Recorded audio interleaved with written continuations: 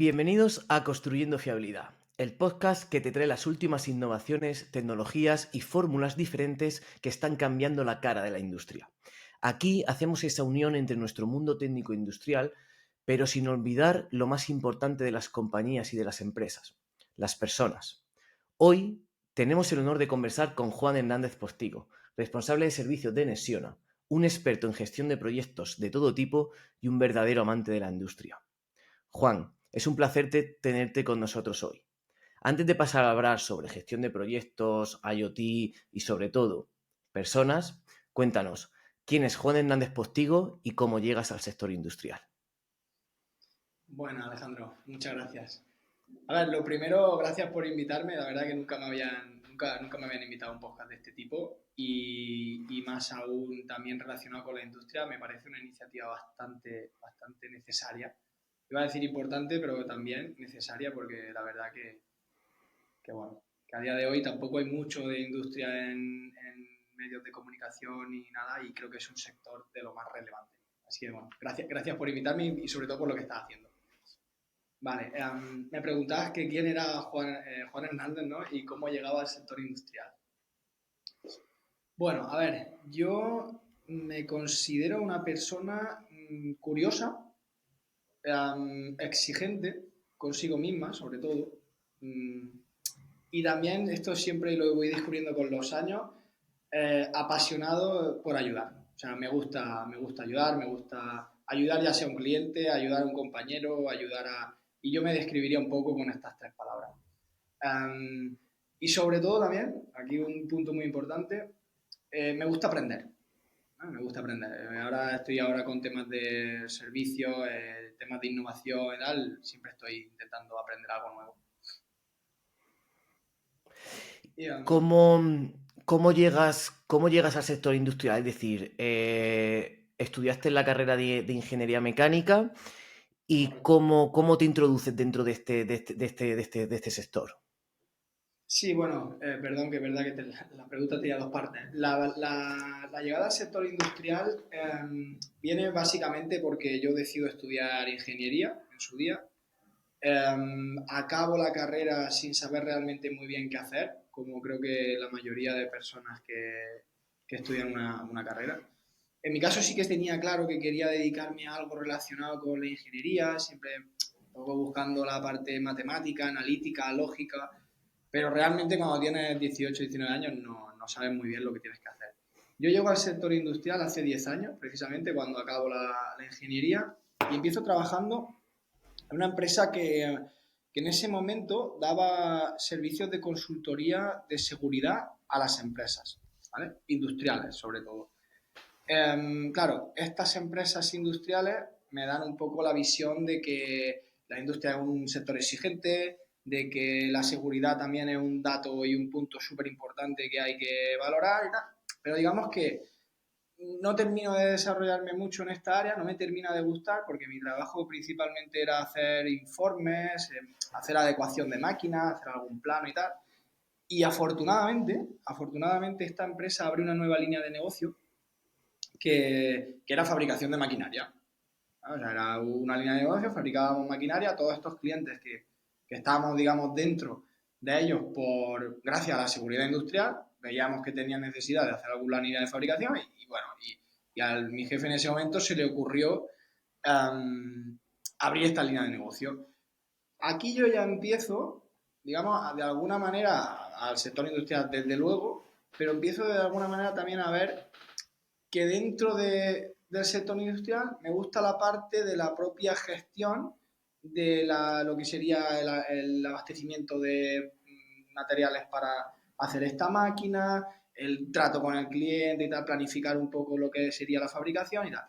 Y de forma natural, digo esto porque al final en ese momento la línea de negocio estaba muy incipiente y tal, de forma natural me paso a esta línea de negocio de coordinador de proyectos en ese momento. No sabía yo, en ese momento tampoco sabía lo que era un project manager, no sabía lo que era un gestor de proyectos industrial y tal, y tampoco nunca había leído nada de esto, pero sí que de forma natural empiezo a ver que digo, coño, aquí esto me gusta. El tema este de tener un equipito de compañeros que cada uno se dedica a hacer su parte, yo un poco más de la documentación en ese momento, el plano, llamar al proveedor, ir al cliente y decirle que estábamos bien. Esto a mí empieza a gustarme, ¿no? Y digo, bueno, hacemos 3, 4 proyectos con esta empresa y aquí yo ya empiezo a ver que el sector industrial, por un lado, me gusta, porque me gusta, hay exigencia, hay que al final se alinea un poco a un poco los principios que tengo yo, hay exigencia, hay un afán por hacer las cosas bien, porque al final la industria únicamente necesita que las cosas salgan bien y en tiempo y forma. Digamos que esto ahí forma un cóctel perfecto bueno, que me apetece seguir dentro de este sector haciendo esto, coordinando proyectos. Y ahí, 2, 3 años después de acabar la carrera, me doy cuenta de que esto es lo que, aquí es por donde yo puedo tirar.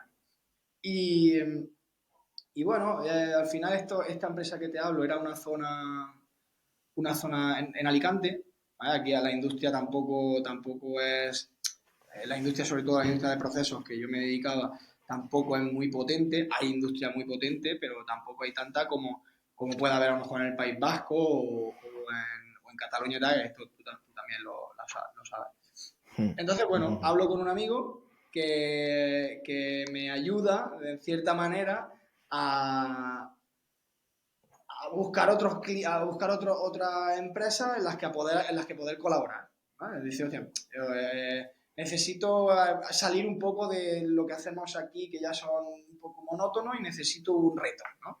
Y entonces hablo precisamente contigo, Alejandro, y tú Hace conoces unos cuantos años ya de aquella experiencia.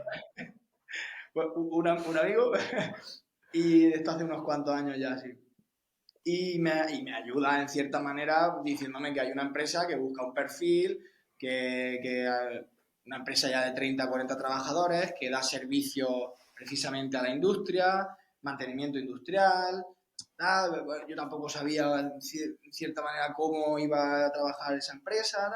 Y vengo a Barcelona, que al final es donde yo quería también desarrollarme, y empiezo a trabajar en esta empresa. O sea, fue prácticamente de la noche a la mañana. Fui a la empresa, conocí a la persona y nos pusimos a trabajar. Aquí, en esta empresa, yo puedo decir que, no sé, que estuve 2 años, para mí fueron 5, ¿eh? Porque el tipo de proyecto que teníamos aquí, o sea, lo mismo que en el otro eran proyectos de 6 7 meses, con las cosas muy ajustadas, los tiempos tampoco, como eran máquinas nuevas, tampoco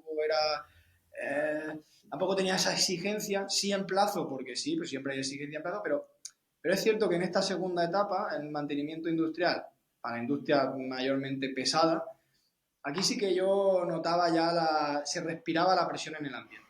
Este era otro tipo de proyecto. Eran proyectos de 3 semanas, por ejemplo, proyectos de una semana, proyectos de 6 meses. Podía haber un proyecto de 6 meses. Todo al mismo tiempo, o sea, tenías que tener muy claro al final dónde estaba en cada momento. Mayor cantidad de recursos. Aquí yo estaba dentro de un equipo, era un equipo multidisciplinar, eran 20 personas. Mi tarea era coordinar estas 20 personas, 15, 20 personas, dependiendo del trabajo que hubiese en ese momento. Y también proyectos de un día. Y remarco esto de los proyectos de un día porque pues, parece una utopía, pero estos proyectos de un día te hacen aprender muchísimo. O sea, que en un día tú tengas que planificar el trabajo de 12 personas para que de 4 de la madrugada a 4 de la tarde las cosas salgan en tiempo y forma con la exigencia que tiene la industria. Esto es un reto que a mí fue lo que terminó de engancharme ya por el tema este de la gestión de proyectos. Coño, esto te lo pone complicado. Claro, claro, porque entiendo que cuando tú tienes un proyecto de 6 meses, el margen de trabajo y el margen de error es alto y puedes pivotar durante ese tiempo. Pero en cambio, cuando tienes que desarrollar un proyecto en 12 horas, tu margen de error se basa en minutos. Como cometas un error grave, ¿no? Puede ser que no llegues en tiempo y forma. Y si estás en una parada industrial, como normalmente se hace en este tipo de proyectos, puedes tener un problema, por lo que la dificultad aumenta mucho, ¿no? Exacto. Sí, bueno, al final eh, aumenta la dificultad, eso sí, es cierto, aumenta muchísimo la dificultad, sobre todo en la fase de ejecución. O sea, la fase de planificación no te la quita nadie. Al final, planificar, que también les cuesta entender muchas veces, o sea, pero si tú vienes aquí a trabajar, no pasa, ¿eh? Pero puede pasar de que tú estés trabajando un día en la industria, pero hayan semanas de trabajo por detrás que apoyan o hacen que todo ese trabajo del día salga en tiempo y forma. Entonces, bueno, al final, pues sí, la parte de cada uno del equipo este, en ese caso, eso era una parada de mantenimiento, como bien has dicho. Esto hacíamos una parada de mantenimiento cada mes. O sea, al final es lo que tiene la industria. La industria, y sobre todo esta de procesos, no para. O sea, es que es 365 días, 24 horas, quítale 12 porque si paras una vez al mes, pero paras 8 horas, no paras 12, o sea, paras un turno de 4, bueno, paras 12 horas, paras mediodía. Digamos que ahí hay una exigencia importante. Y, y sí, al final esta parte de gestión de proyectos yo aterrizo aquí a la industria de verdad, o sea, a la industria lo que viene siendo de verdad. Ahora la siguiente etapa que me encuentro también doy servicio a la industria, pero igual que en etapas anteriores, el componente así de reto que a mí me suponía era este estrés, esta exigencia, esto de clavar las cosas de 4 a 4, porque si no había penalización y tal. Ahora este reto lo encuentro en la parte más disruptiva. Al final me encuentro con clientes ahora en Nexiona que ni siquiera ellos saben lo que quieren hacer. Con lo cual, claro, gestionar las expectativas de un cliente que no sabe lo que quiere, aquí hay un arte. Pero aquí he de reconocer que si el cliente es industrial, todos sabemos, y yo creo que tú también lo sabes, todos sabemos lo que le gusta al cliente industrial, que las cosas funcionen. O sea, Que las cosas funcionen y que le cuesten menos para ganar más dinero. tal cual. No, es así. O sea, Es verdad, verdad, es ¿qué así. busca? ¿Eficiencia operativa? Pues vamos a mejorar la eficiencia operativa. ¿Cómo? Pues vamos a ver qué hacemos. Y aquí está el reto guay, que es lo que hacemos ahora.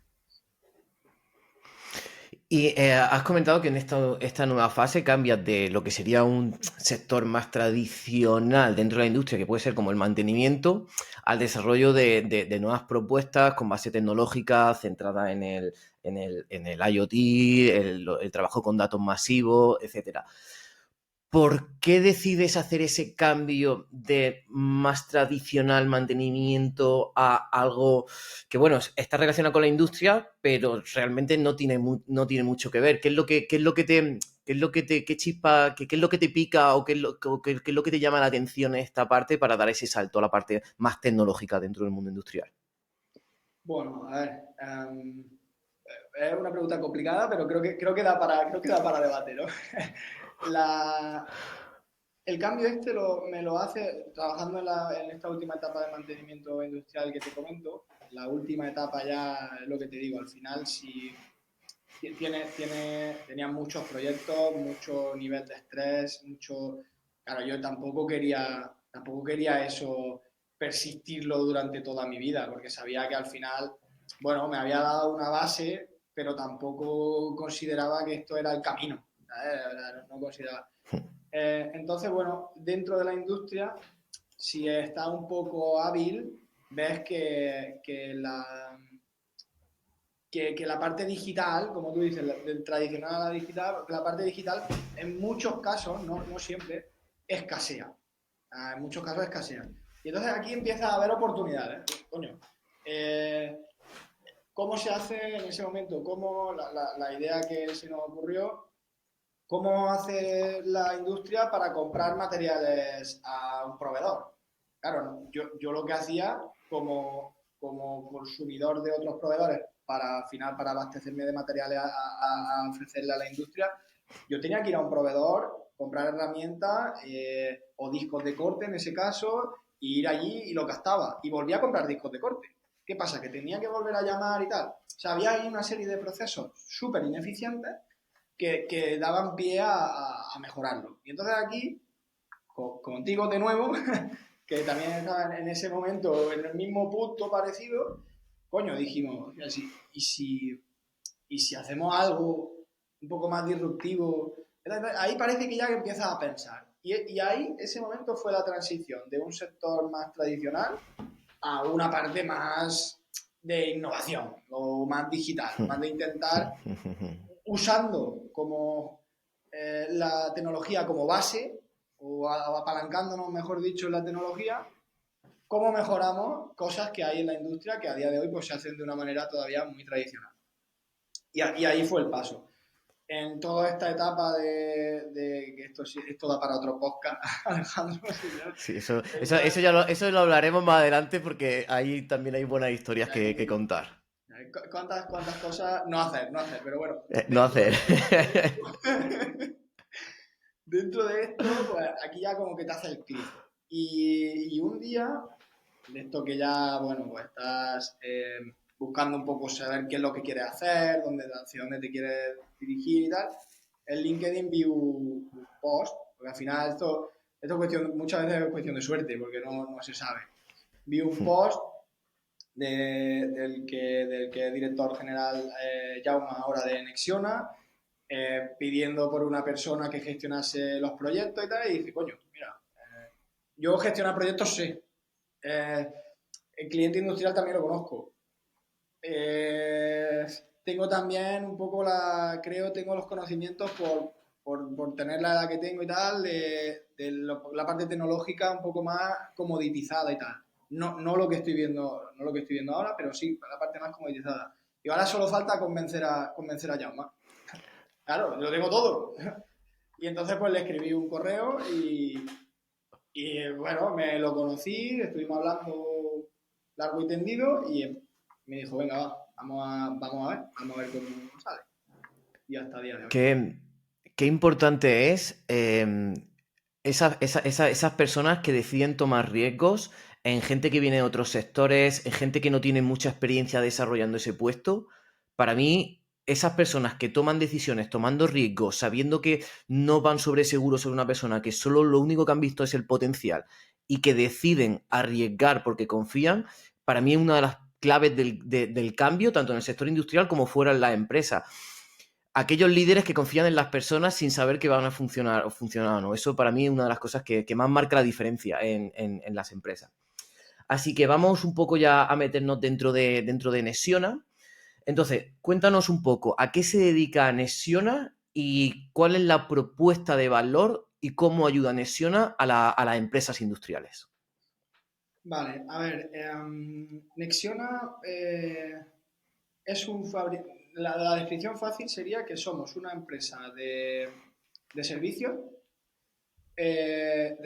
tecnológicos con software propio, con tecnología propia. ¿Vale? Es Vale. un elemento que remarco porque al final es una diferencia que tenemos frente a otros gigantes que tienen consultorías con millones de trabajadores y nada. Nosotros tenemos este servicio de profesionales que ofrecemos a la industria a nivel tecnológico, de industria de digitalización, industria 4.0, pero además nos apoyamos en una herramienta desarrollada por nosotros que se llama Mimetic.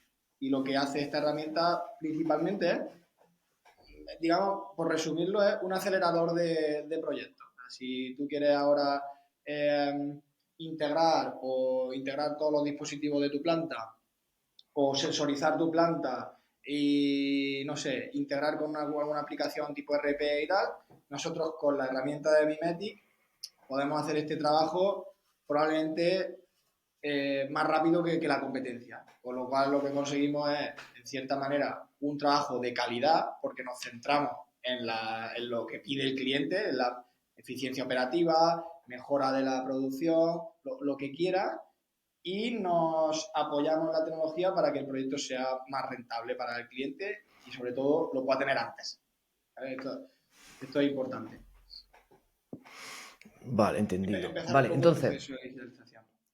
sí, digamos que lo que al final dentro de la complejidad que tiene la transformación digital, la digitalización de la industria, recortar los tiempos y sobre todo cuando lo que hemos dicho antes, es decir, hay que tener en cuenta que la industria lo que busca es ser lo más eficiente posible, los costes más operativos y buscar el ROI más corto. Si tú eres capaz de recortar ese tiempo, estás haciéndolo más rentable porque en menor tiempo va a conseguir los mismos resultados que podría conseguir en un mayor tiempo.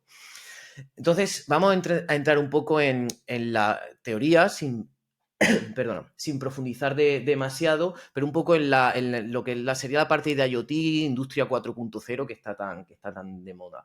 Entonces, para comprender un poco las bases, ¿qué importancia tendría el IoT y el uso de los datos masivos en esta digitalización industrial? Vale, bueno, no, tampoco soy ningún experto, ¿eh? Pero el IoT al final es la capacidad de conectar dispositivos, sensores y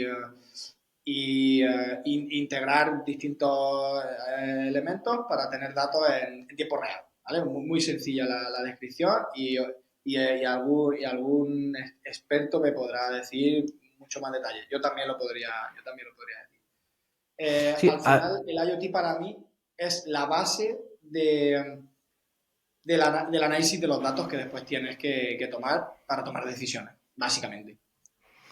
claro, yo lo Básicamente. veo cuando lo enfocamos al mundo industrial, yo lo veo, le veo la importancia también en que nosotros al final tenemos fábricas, sobre todo cuando hablamos de industria de proceso, que son fábricas, la mayoría son antiguas. Entonces hablamos que son fábricas mecánicas, son productos mecánicos. Y entonces tenemos la mecánica, pero no podemos recoger los datos. Entonces yo veo en la IoT esa importancia de sensorizar todo eso, porque lo que hacemos es llevarnos de una parte física, de una parte mecánica, nos la llevamos a una parte digital, ¿no? A una parte de datos. Transformamos esa mecánica, la transformamos en datos.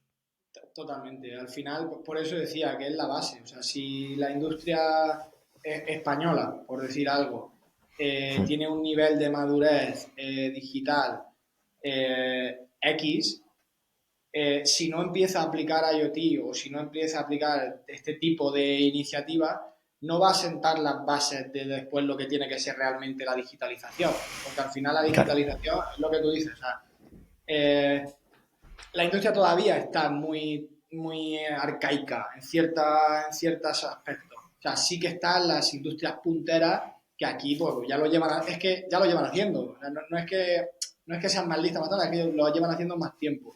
Han aplicado IoT, ahora estarán aplicando inteligencia artificial, intentan ir un poco a la vanguardia el IoT ahora se conoce, pero en Nexiona, por ejemplo, llevamos 12 años vendiendo IoT. Esto que ahora parece que es algo novedoso, hay empresas que llevan haciéndolo ya 12 años. Con lo cual, la empresa que no lo esté haciendo ahora tiene que tener en cuenta que hay otra que ya lo ha hecho y al final no te tienes que saltar los pasos. Sí, sí, por eso. El IoT para mí, a nivel de datos y a nivel de después de toma de decisiones, es básico. Sí, es como la primera fase, ¿no? En esta digitalización, cuando hablamos de la industria. Vale. Vale, entonces, vamos otra vez un poco más a centrarnos en Nesiona.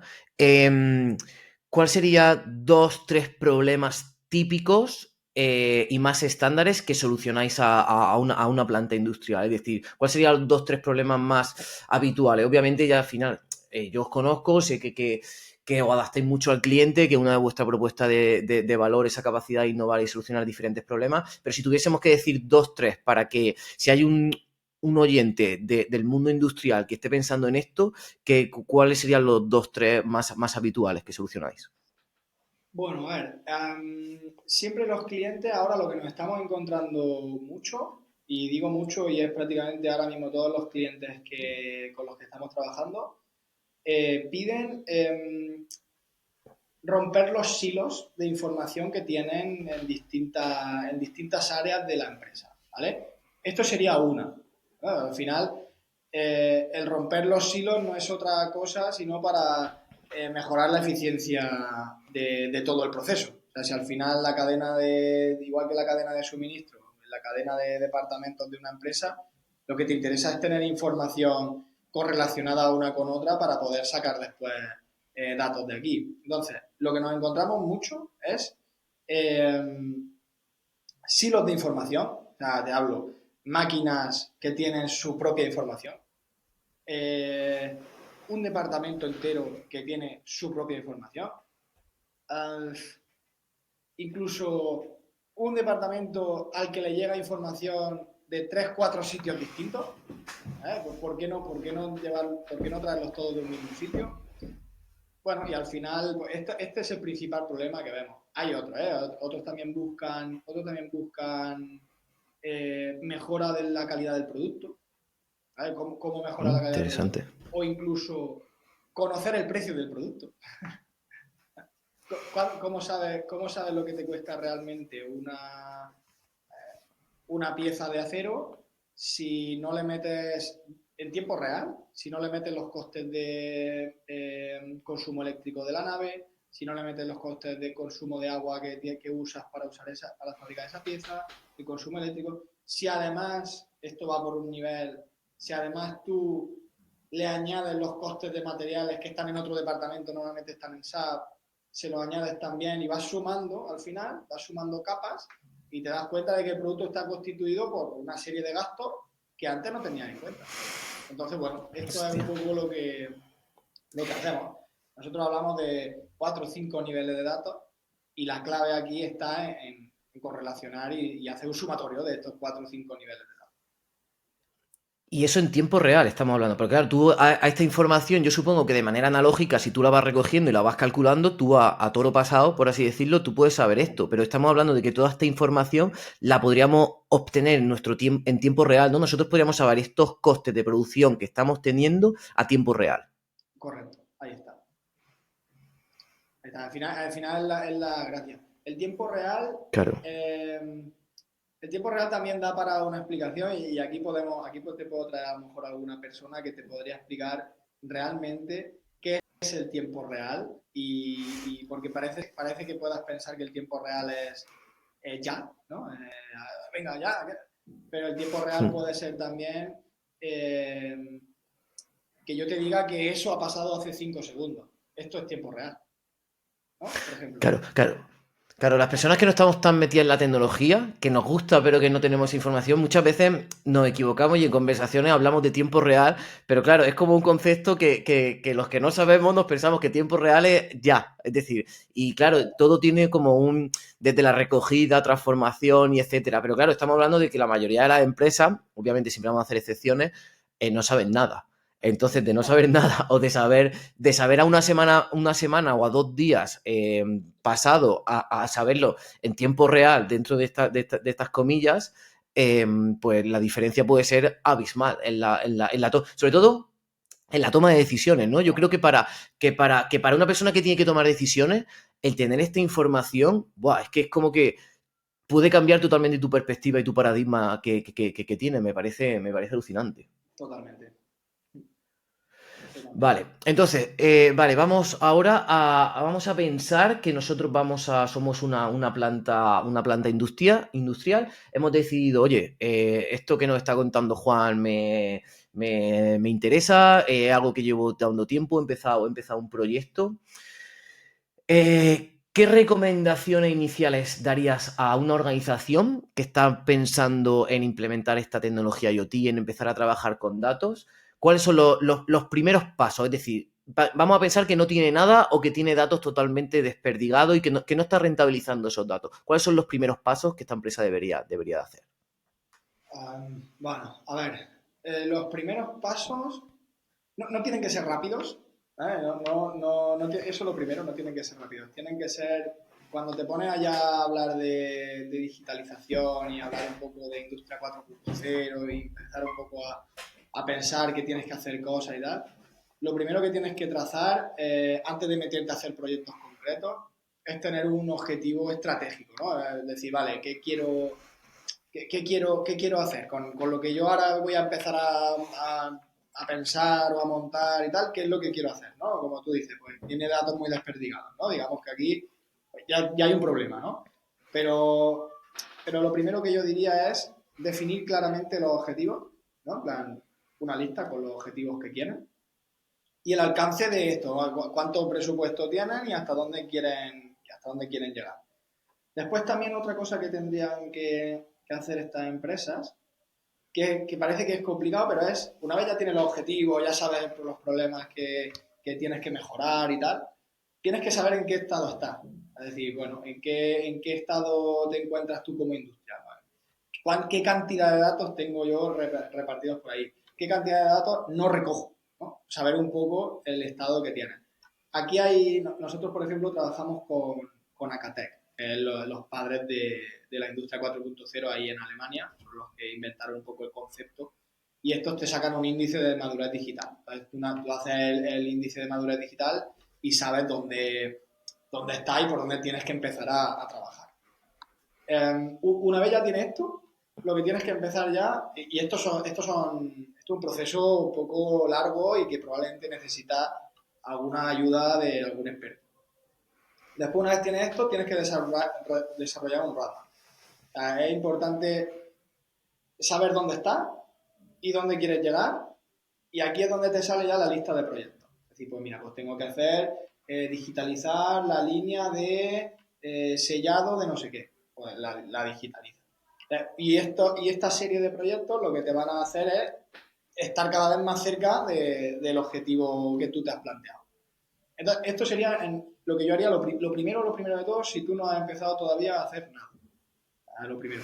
Y después ya si quieres, no sé, si la pregunta iba más relacionada por proyectos concretos, porque por lo que sea ya tienes, no sé, ya tienes alguna idea o quieres hacer un piloto porque quieres probar a ver, sobre todo, la gente cómo está hecha para el cambio, un poco para ver el nivel de compromiso que tienen las personas de tu organización y tal, pues puedes lanzar a lo mejor una prueba piloto en un área que consideres que está más madura, siempre, porque si lo lanzas en un área que no está madura, no va a costar mucho dinero y no va a llegar a ninguna parte. Lo primero que tienes que hacer, pues lo mismo. Igual que ya te he dicho para los objetivos estratégicos estos 3 puntos, para el proyecto sería pues tomar requisitos. O sea, mira, ¿qué esperas de este proyecto? Dándole un enfoque así un poco más técnico, o sea, pues quiero conseguir, y muy claro, pues quiero conseguir sacar los KPI de producción de la pieza no sé qué de esta máquina. Esto sería un objetivo bastante concreto. Conocer igual cómo está haciéndolo actualmente y después involucrar a las personas que intervienen dentro de este proceso para también hacerlos partícipes del cambio. Porque son los que al final van a usar la herramienta o van a usar lo que tú le hagas. Claro, no, es súper interesante. La parte esta que has comentado de que tiene que ser un nivel estratégico, que tienes que plantear un objetivo, es como el sentido común siempre que hablamos de cualquier empresa, dentro de cualquier departamento, dentro de cualquier cambio, pero a veces como que se olvida y se va aislando los proyectos, ¿no? Dicen, oye, y piensa en la tecnología, quiero utilizar esta tecnología para no sé qué, o quiero utilizar esta tecnología para no sé cuánto. Y se olvidan de que si no hay un enfoque, oye, ¿cuáles son los objetivos que tenemos? ¿Qué queremos conseguir? Y cuando llega, decir, primero es el proceso, primero es el objetivo, el resultado, lo que quieres hacer, y luego ya buscan la tecnología necesaria para lograrlo. Pero muchas veces nos vemos que lo hacen al revés, o por lo menos mi sensación. Entonces, ¿tú crees que esto sería un típico error que cometen las empresas cuando empiezan estos proyectos? ¿Y qué otros errores has podido detectar de, oye, pues mira, hemos entrado en una empresa que habían empezado un proyecto con otra compañía y hemos detectado que lo que habían hecho mal era esto, lo que podían haber hecho mejor era esto? ¿Cuáles son los típicos errores que cometen las compañías cuando empiezan con esto de la IoT? Uno bastante recurrente es este que tú has dicho, ¿no? Que empiezan a hacer, piensan que a lo mejor innovar o digitalizar es hacer una aplicación que monitorice algo concreto. Bueno, pues puede ser. Claro, lo que estás haciendo con esto es, a menos que sea un piloto, a menos que lo que te he comentado antes, a menos que tú digas, lo trato como piloto, lo veo que esto funciona como piloto y probablemente vaya a ir a la basura. Si es así, no pasa nada, porque al final tiene un objetivo que es ver cómo está la cosa dentro de tu organización. Si no, lo que pasa es que un ejemplo muy claro de fallo es, en línea de lo que tú decías, querer escalar un piloto que habías empezado sin idea de escalar, ¿no? Al final tú, no sé, no puedes escalar algo y esto es un error muy común, no puedes escalar algo que tú no diseñas para escalar. O sea, al final, si uno de tus objetivos de cuando tú defines el proyecto es la escalabilidad, tienes que decirlo. Tienes que decirlo porque si no, no puedes avanzar. Y después, otro problema también muy típico es que se quieren desarrollar aplicaciones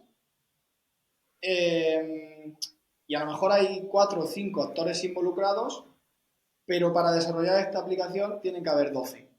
¿12 por qué? Pues porque tiene que también estar el departamento X o incluso el nivel jerárquico más abajo, tienen que haber personas a nivel vertical de toda la organización, porque si no, muy probablemente si la aplicación se diseña arriba y se tira abajo, la probabilidad de éxito es menor que si se inicia de abajo y se tira arriba. Tenemos clientes que la Bueno. iniciativa sale de planta. Esta Ujú. iniciativa rara vez van mal, con lo cual te dice que si el que usa la aplicación tiene la decisión o tiene la iniciativa, va a hacer que funcione. Esto es así, o sea, el ser humano quiere que lo que él hace él funcione. O sea que esto me parece muy importante que lo comentes porque yo soy partidario y lo digo que lo voy a seguir diciendo, en el cual los cambios no podemos esperar que los cambios vengan de los CEOs, de las multinacionales que vienen de grupos de inversores, de no sé qué, de bla, bla, bla. Es decir, yo creo que los cambios, tanto a nivel de digitalización como los cambios culturales, como los cambios de las empresas y llevar nuestra industria a otro nivel, tiene que venir de las personas que estamos dentro. Entonces, esto que comentas de que los proyectos que funcionan son los que las personas que estamos dentro detectamos las necesidades, las solicitamos, innovamos, porque somos los que tenemos los problemas y los que lo estamos viviendo. O sea que yo animo a la gente que está, que no espere a que vengan a decirle de hacer un proyecto de digitalización, que tiene unas necesidades, que las plantea a sus supervisores, a sus responsables, que proponga ideas, que analice cómo lo podría mejorar, que piense cómo la tecnología podría cambiar esto, que detecte los problemas, porque a raíz de esas detecciones y de esas propuestas, luego empresas como vosotros podéis darles esas soluciones, pero ellos tienen que ser los que los detecten en campo, porque son los que los sufren. Sí, sí, sí. Y es cierto, ¿eh? O sea, es así. También aquí nosotros jugamos un papel importante. Nosotros cuando estamos dentro de un cliente, por ejemplo, y ¿Mm? estamos desarrollando un proyecto, porque al final, yo siempre lo digo, y me parece que en en el estándar de ITIL, aquí hay una cosa que dice que la responsabilidad del servicio no es solamente del que da el servicio, es también del que lo recibe. Al final, esto es un Interesante. win-win, ¿no? Tienes que tener la capacidad de poder ayudar, pero también tienes que tener como empresa que quiera hacer cambio la capacidad de dejarte ayudar, ¿no? Y al final, aquí se genera un entorno muy disruptivo y muy Qué bueno. innovador que al final, en definitiva, hace que las cosas pasen, ¿no? Y esto es así. Lo que decía, si desde la escala un poco más la operativa y tal, la gente que se encuentra el problema tiene este mindset, tiene la idea de mejorar y de innovar y tal, perfecto. Y si además nosotros estamos dentro y acompañamos a estas personas, perfecto, porque a mí se me van a ocurrir cosas, porque habré visto en otro sitio.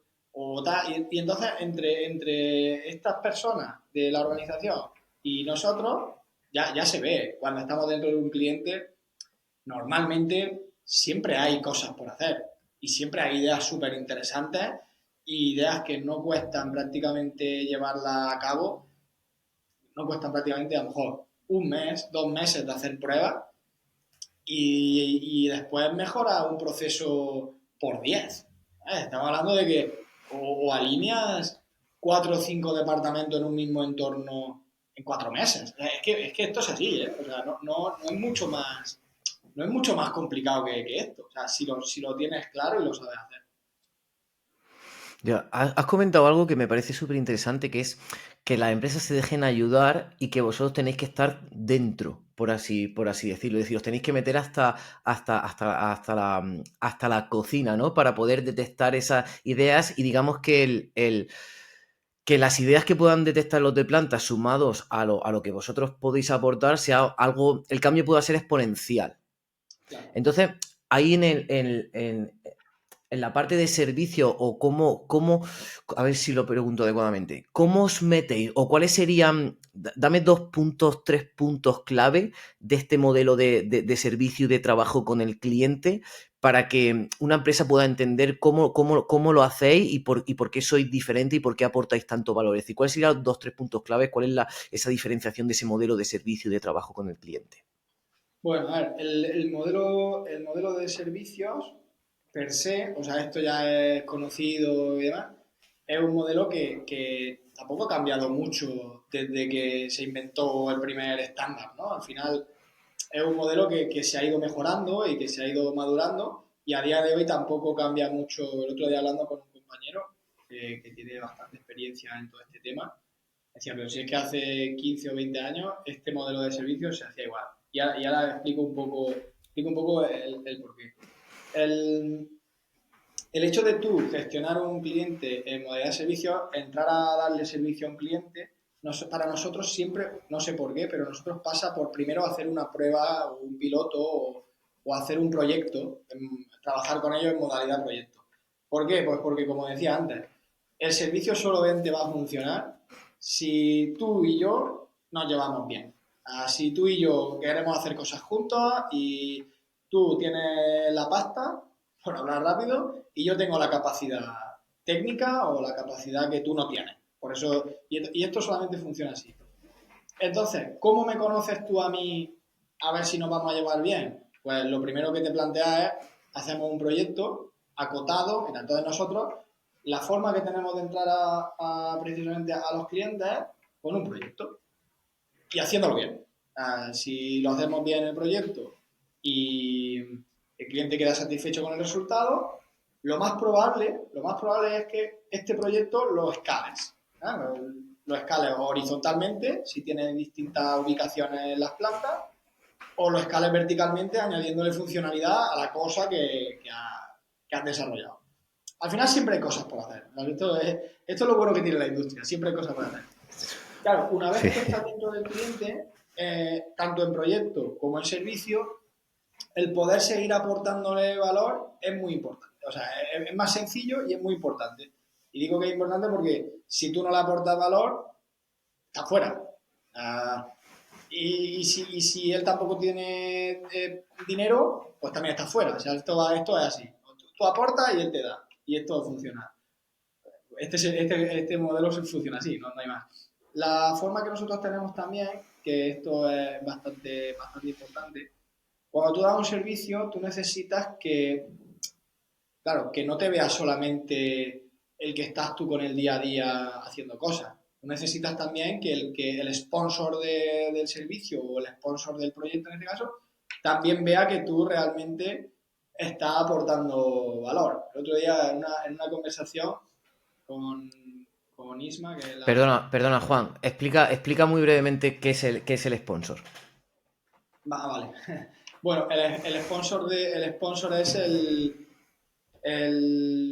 que pone el capital, ¿no? El que pone el dinero de la organización. El sponsor puede ser Vale.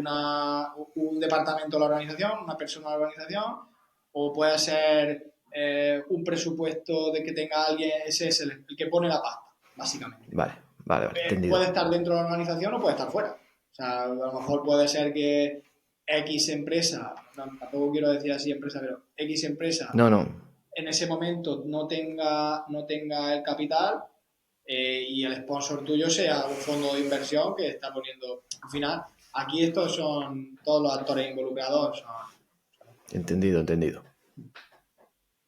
No, comentaba lo que el otro día, una frase que dijo Isma, un compañero mío, de que el valor necesita testigos. O sea, tú, por ejemplo, no puedes, Qué bueno. ¿cómo decirlo? O sea, si yo hago una aplicación, ¿no? Y tú me has pedido la aplicación, si el que pone el dinero, si el de calidad, si el de seguridad, si el de la logística, si el de tal, no ve el valor, igual que lo ve el que ha puesto el dinero. El que ha puesto el dinero es más importante. Pero si no lo ve estas 5 personas, es una broma porque al final es que es todo. Si no lo ve alguna de estas 5 personas, va a provocar un freno que no va a ser saludable para el desarrollo de este proyecto. Entonces, mi trabajo aquí es que cada uno de estas 5, 6, 7 personas le vea el valor a lo que estamos haciendo. Entonces, si tú consigues testigos para este valor, es, es bonito, porque al final, jolín, estás haciendo cosas, estás aportando nuevas soluciones, la gente te lo valora y es un mundo bastante este de los servicios. Hay quien no le No, gusta, ¿eh? no, yo deduzco que tiene que ser bastante, ¿cómo decirlo? Bastante exigente en el día a día, y la operativa tiene que ser bastante diario, es decir, tienes que estar muy al pie del cañón, y sobre todo cuando hablamos de lo que hemos dicho de la industria y que son 24 o 24/7. Exacto. Vale, voy a hacer vamos a continuar con el tema de la evaluación ya de los proveedores, pero voy a hacer un pequeño paréntesis porque hay una pregunta que quedamos en que no te la iba a hacer, pero es que es algo que trataremos ya en otro podcast, pero es algo que me apasiona mucho, y me gustaría un poco que nos comentases conceptualmente qué significa eso de la gestión centrada en las personas. Es verdad que esto quedamos... Esta es una pregunta un poco trampa. No, a ver, sí, la gestión. Yo al final, como gestiono a los equipos, ahora ya mucho más conscientemente, desde que mi experiencia al final está toda aquí en gestión de personas, no hay otra cosa. En gestión de personas para hacer algo, lo que sea. Claro, yo durante todo este tiempo, que han sido al final 10 años bastante intensos, me he dado cuenta que la única palanca que tengo yo para hacer que las cosas salgan mejor o las cosas sean un poquito más rentables, ¿no? Porque al final a mí se me exigen una serie de números y el cliente te exige una serie de calidad. Yo la única palanca que puedo accionar directamente es eh, tener a la gente, el bienestar de las personas, tener a la gente contenta, o sea, que la gente se sienta motivada, que la gente esté a gusto, que la gente cuando se levante a trabajar, pues coño, tenga ganas de venir a trabajar con el equipo, que tenemos retos súper importantes, al final muchas veces nos enfrentamos a cosas que no sabemos cómo abordarlas. A este nivel de incertidumbre intento gestionarlo centrándome en la persona, porque al final yo doy por hecho, y esto siempre es así, que la gente sabe hacer su trabajo. O sea, yo no voy a impactar en la calidad de su trabajo, pero sí que puedo impactar en la calidad de su estado dentro de la organización. Al final, entonces, bueno, intento hacerlo así. A nivel estratégico, yo internamente a la gestión la hago en las personas y a nivel táctico, de alguna manera, la gestión la centro en el cliente. O sea, yo en mi mapa mental, para que el proyecto salga, miro al cliente y el cliente tiene que tener una solución muy buena, por lo cual lo que tiene que pasar en el día a día tiene que ser bueno, y miro al equipo y lo que tiene que pasar en el equipo es que estén bien, que estén bien. Y entonces centro un poco eso. Y esto da para hablar, sí, sí. Sí, buah. Es que te lo decía porque quería que quedase y que lo explicase un poco, porque a mí es que me parece algo es alucinante. Es alucinante, y sobre todo en los nuevos tiempos y que vamos a vivir, y con la dificultad de retención de talento de la gente joven. Me parece que va a ser uno de los puntos críticos para que las empresas puedan retener el talento. O sea que, bueno, sé que lo estás desarrollando, que todavía está ahí dándole a la cabecita, pero bueno, hemos creado un poco de expectativa. Ya profundizaremos más adelante. Nada, Vale, sin pues problema. volvemos al mundo del IoT. Me imagino que esto hay un hype que te cagas con todas las cosas. Habrán mil empresas haciendo propuestas, que si servicio, que si IoT, que si propuesta, que si te digitalizo, que si no sé qué, que si no sé cuánto. Entonces, una empresa se tiene que enfrentar a la decisión de trabajar con un proveedor, de trabajar con otro. Aquí tendremos los grandes actores de siempre, las consultoras que todos conocemos, pequeñas empresas consultoras especializadas, y luego tendremos pues empresas extranjeras, empresas de todo tipo. Entonces, si tú eres una planta industrial y tienes que tener algunos aspectos, algunos criterios importantes para decidir el proveedor correcto, ¿qué recomendarías tú que las empresas tuviesen en cuenta a la hora de analizar a estos proveedores para no meter la pata? Bueno, al final yo analizaría. hablaría con los clientes, es decir, hablaría con distintas empresas con los que esta empresa ha trabajado, ¿no? Al final esto es un poco los referral, ¿no? Después vería, lógicamente, la cartera de proyectos que ha desarrollado, la experiencia en el mercado en el que esté. Y si no lo tienes muy claro, haría un piloto. O sea, al final, la forma que tiene la industria de entrar dentro de la digitalización es haciendo cosas. O sea, probablemente no exista el proveedor ideal. Pero tú tienes que, lo que te decía antes, tú también tienes que ayudar a este proveedor a que las cosas que te entregue también sean buenas. Eh, Después también otra cosa que buscaría sería la cercanía o la personalización, ¿no? Al final, a mí como industria no me gustaría, a menos que tenga algo muy, muy, muy claro, algo muy, muy, muy claro y sepa que tengo que pisar el acelerador y necesito 100 recursos para hacerlo, pues ya me iría a buscar recursos. Pero si hay algo que no si hay algo que estoy iniciando o hay algo que, como industria, que tuviese que arrancar, buscaría una empresa un poco más flexible, una empresa un poco de menor tamaño, que esté creciendo, que tenga bastante conocimiento y que tenga también la capacidad de maniobra conmigo, porque como no lo tengo claro, pues también voy a tener que hacer cambios. Esto, esto, si no te quieres gastar, o sea, al final, si tú contratas 100 recursos, una consultora tipo y tal, pues va a tener un coste. Va a tener un coste y tú tienes que fundir ahí dinero. Si te vas con una empresa a lo mejor un poco más humilde, que tampoco debe de ser humilde, 100, 200 trabajadores, quiera o no, tienes esa capacidad de impactar dentro de lo que es el desarrollo. Claro, Y claro, un sí, al poco final por un ahí. poco también yo creo que depende en cuanto al tamaño de la empresa, quién seas tú, porque si eres una empresa mediana, que no eres una gran multinacional, yo no me iría a trabajar con los grandes, porque si no, el poder de Sí, negociación de ellos va a ser siempre mayor que el poder de negociación tuyo. Y, claro. y para mí, la parte de la personalización y de la flexibilidad, sobre todo cuando hablamos de servicios, me parece muy, muy, muy importante, porque hablamos que tenemos, sobre todo aquí en España, tenemos culturas diferentes dentro de las industrias, cada cultura es un mundo, cada planta es un mundo, tenemos problemas parecidos pero que no son los mismos. Entonces, que ese proveedor pueda tener la capacidad de adaptarse, de ser flexible, me parece una de las cosas más importantes también. Sí. Vale, pues antes de finalizar, Juan, nos gustaría conocer un poco sobre el futuro de Nexxiona. Si hay algún proyecto así ahora en marcha, obviamente sin decir datos, ni empresa, ni nada, ni sector, pero un poco así, un proyecto que estéis haciendo así un poco más innovador, un poco más revolucionario, que la gente pueda ver las cosas que se pueden hacer con este tipo de tecnología. Sí, pues mira, a ver, tenemos varios, ¿eh? Podría hablar de varios, pero hay precisamente uno que creo que es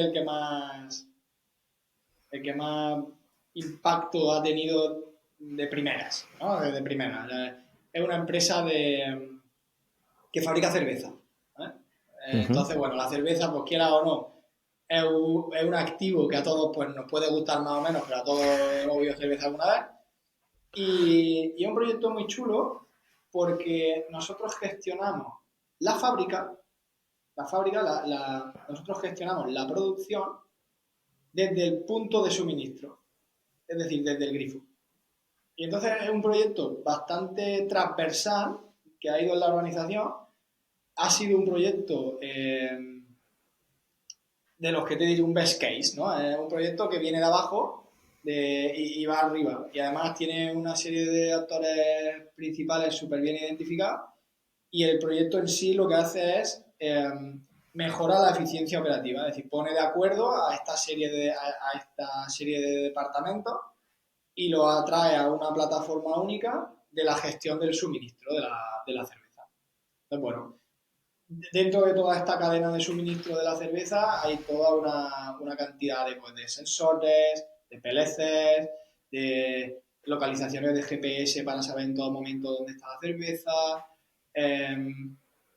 Bueno, hay un montón de líneas, de puntos que pues nosotros estamos uniendo. Y esto va a estar muy bien. Supongo que saldrá por algún sitio cuando lo Qué terminemos. guapo, qué guapo. No, no, es que es como que, wow. Hay una frase que tú siempre dices que tú me la dices porque te la dicen tus compañeros, que a mí me apasiona decir, Juan, se puede hacer todo, todo es Pues sí, posible. todo es posible. eh, Todo es posible. Entonces, como que te permite ser creativo, innovador y al final, si tienes a las personas adecuadas trabajando, no tiene límites. Porque, decir, la tecnología siempre va mucho más por delante que las personas, ¿sabes? Entonces, es cuestión de personas, no es cuestión de tecnología. La tecnología está. Es decir, estar mandando cohetes a la luna, como yo digo, de hace 50 años, la tecnología está. Es cuestión de que las personas empecemos a cambiar cómo trabajamos y a no ir a trabajar por trabajar, sino decir, oye, ¿cómo puedo mejorar esto cada día? Y si todo el mundo cogiésemos esa mentalidad, proyectos de este tipo podrían ser, bueno, a diario y podríamos cambiar totalmente lo que conocemos. Totalmente. Totalmente. No, y lo que dices de las personas al final, por ejemplo, el equipo en el que yo estoy haciendo mi rol, ¿no? Porque al final yo formo parte también de un equipo, ni más ni menos. Y la gente que trabaja para este tipo de proyectos es gente muy crack. O sea, es gente que tiene muchas ideas. O sea, simplemente tú, como industria, no hace falta que atraiga el talento tú contratando a una persona así. Pero ya con un proyecto, a ti te puede ayudar porque estás rodeado de gente muy innovadora sin darse cuenta, ¿no?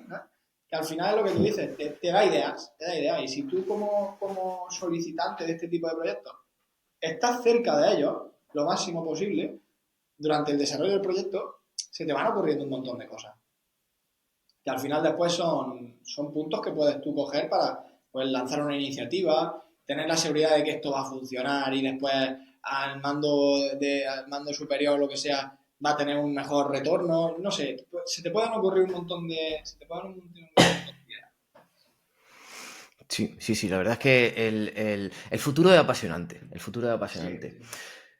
Vale, pues muchas gracias, Juan, por tu tiempo. Vamos a ir finalizando. Entonces, antes de cerrar, ¿cómo pueden ponerse en contacto contigo si tienen interés en conocer más acerca de los proyectos de gestión y si tienen más interés acerca de Nessiona en valorar si pueden ser un buen proveedor para ellos? Bueno, me podrían mandar un correo electrónico, yo mi dirección la puedo comentar la dirección, es decir, mandármelo Sí, un o correo. si te parece, o puedo poner tu LinkedIn en el perfil del Vale, podcast y de YouTube, pondré tu LinkedIn para que te contacten y pondré también la página web de Nessiona por si alguien quiere conocer un poco más acerca de ellos. Así muy que bien. nada más, Juan, ha sido un placer tener esta conversación contigo. Gracias por compartir tu conocimiento Bueno, y experiencia.